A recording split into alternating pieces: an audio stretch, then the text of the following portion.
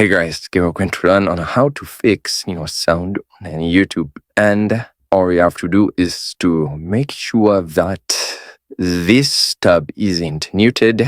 Like, in order for us to do that, we're just going to click on the tab, and then we are going to let show that our tab is muted. Another thing that we can actually do is to check on our volume. As you can see, I had already muted volume, and from there I can decide to choose the volume that I prefer. Another thing that I can actually do is to adjust the volume. Then here, maybe it might be that it's here, and you may need to adjust the volume by clicking here at the packaging. Just decide it. You can see the speaker and headphones. There we can search for sound mixer. We want to click on open. Then from there we're going to adjust our volumes, and then we're going to even adjust the volumes even here below. In the case like that has not helped, or you have to do is to take your laptop to the computer repair technician,